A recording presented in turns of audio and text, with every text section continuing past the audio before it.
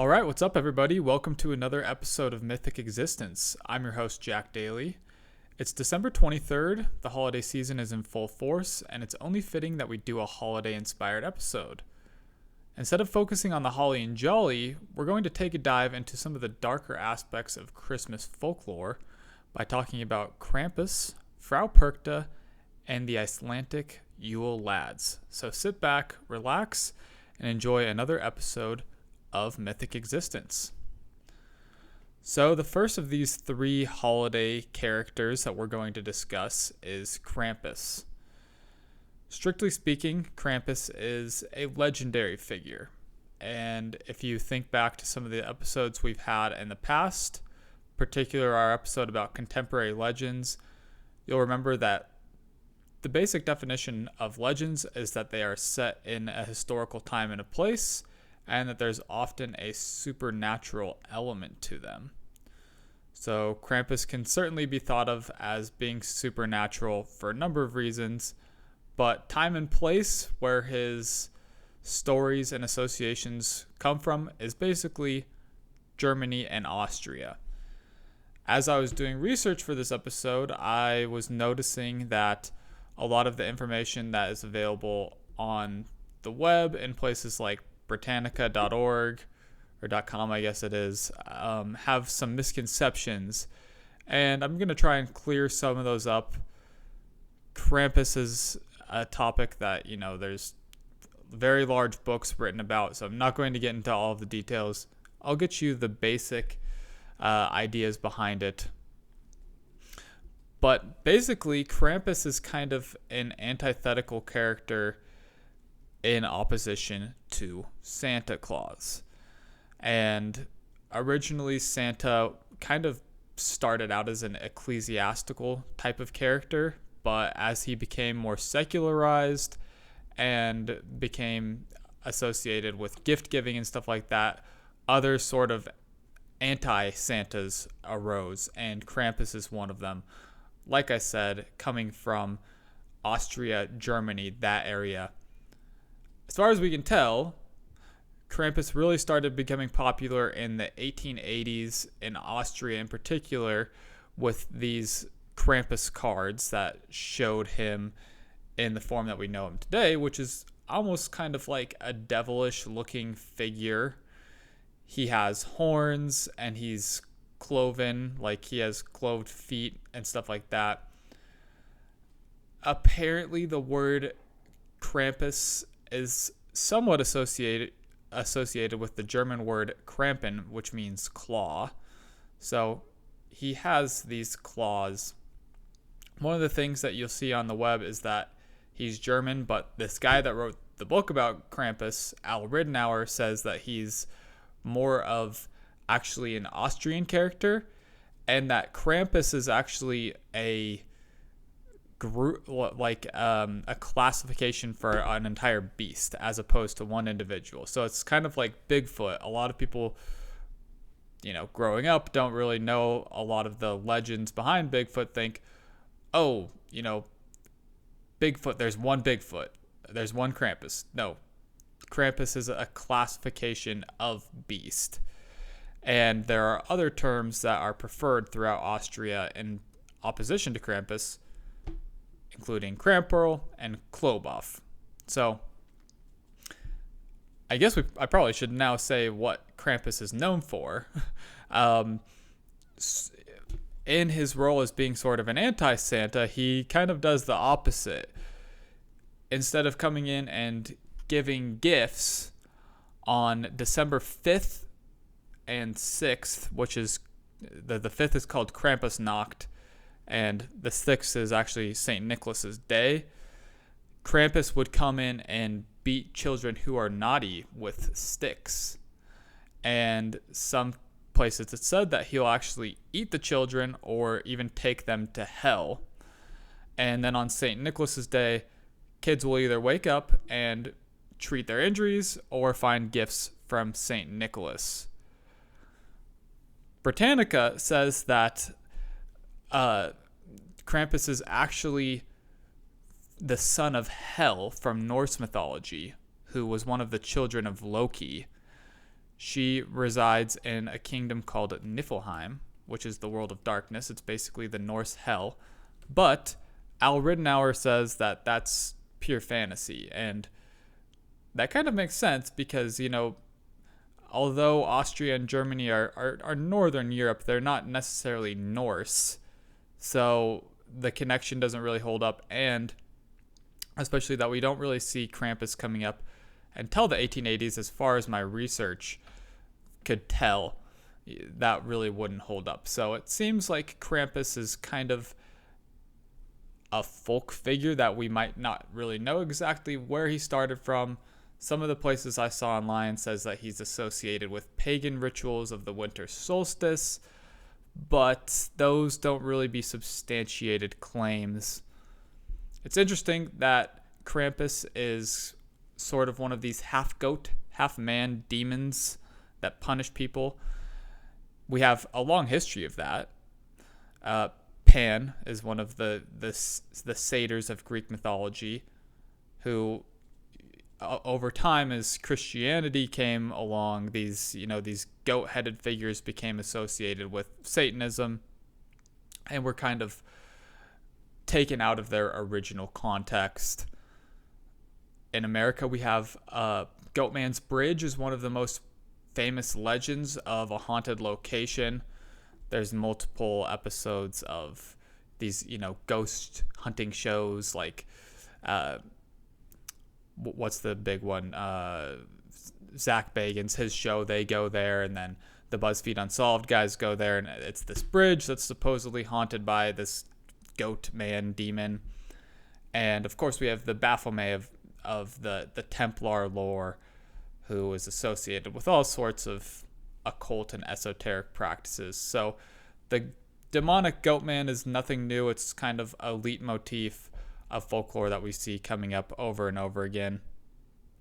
There's a lot of interesting folk traditions associated with Krampus.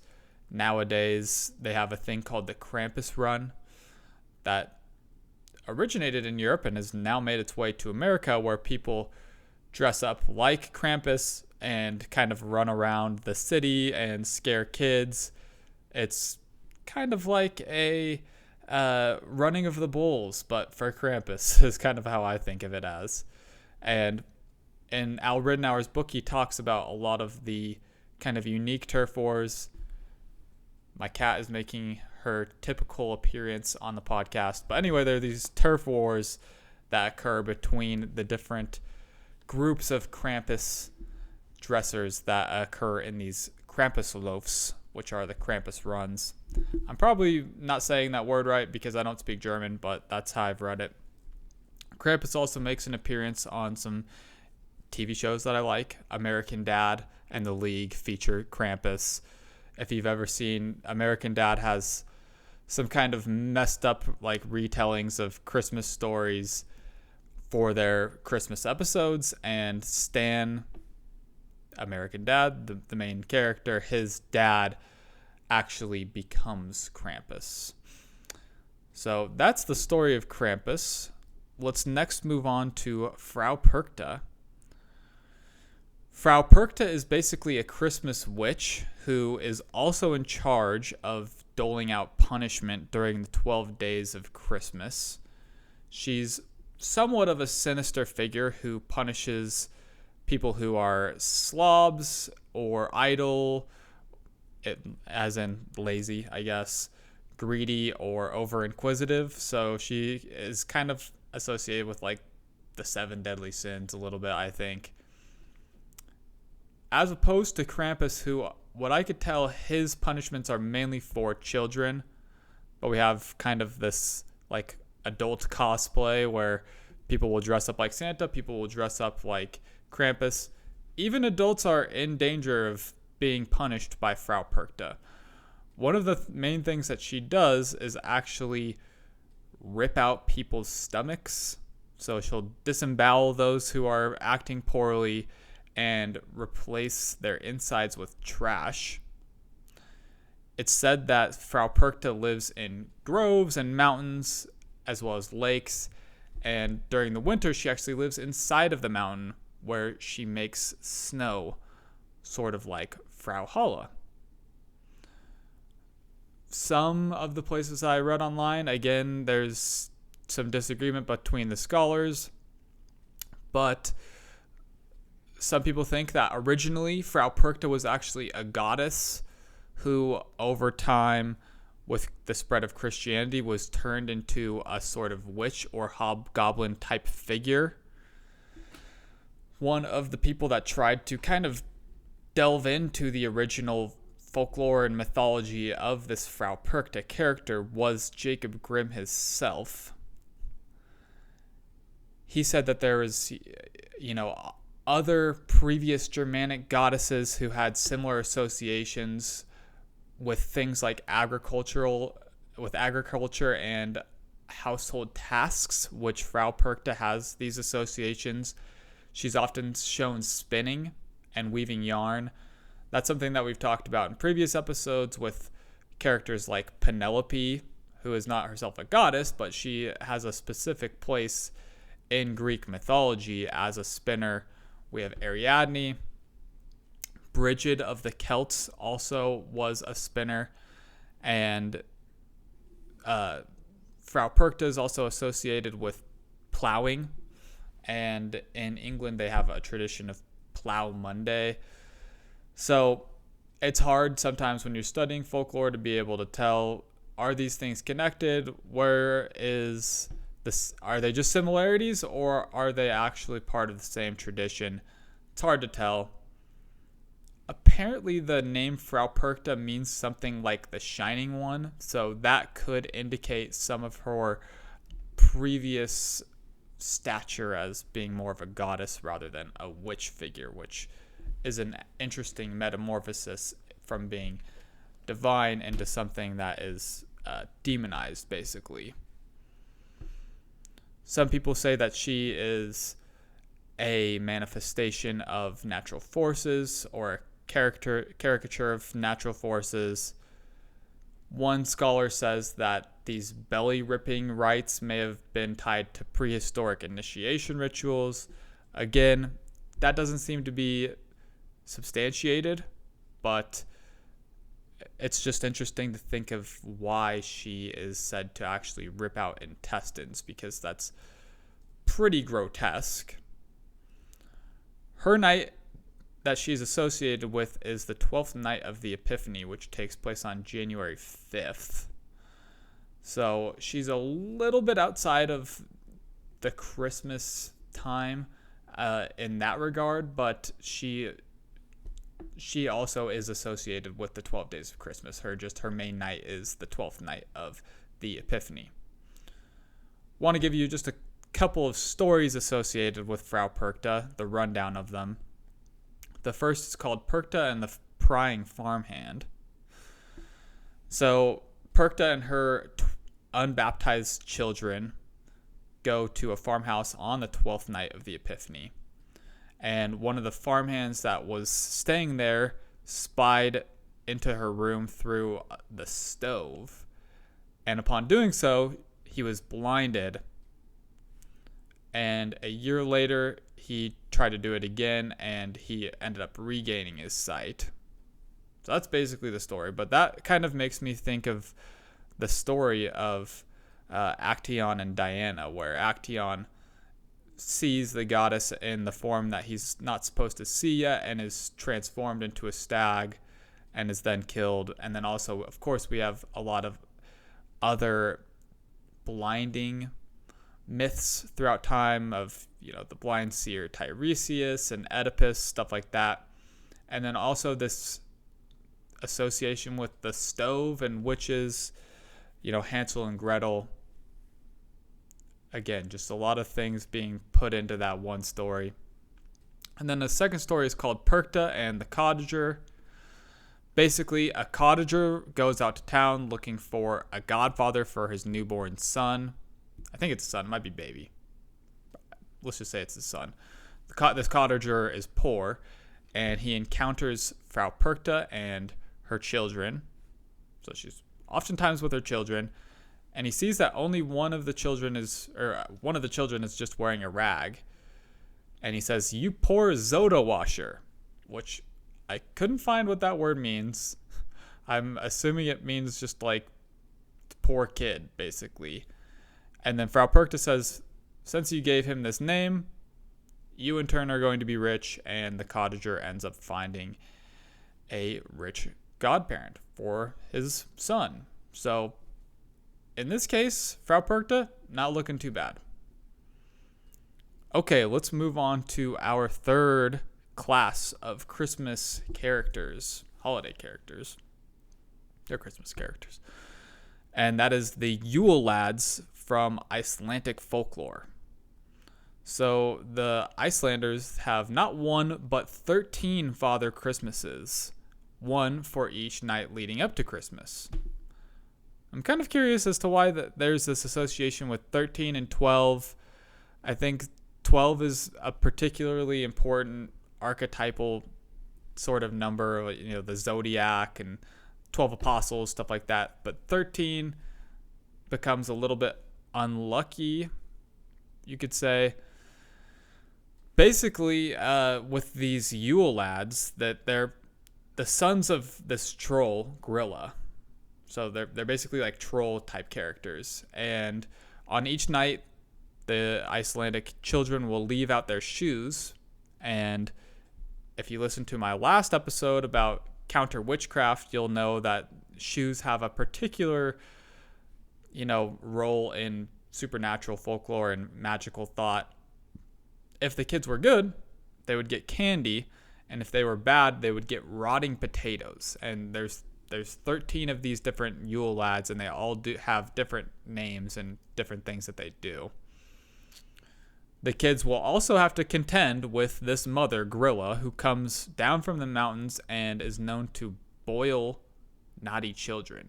And she's basically a female troll, and she has this apathetic husband named Lepalui, I believe is the pronunciation. This family also has a giant cat called the Christmas cat that prowls the country and eats children who are not wearing new pieces of clothing. So if you want to avoid your loved ones being eaten by the Christmas cat, make sure to get them new clothing for Christmas.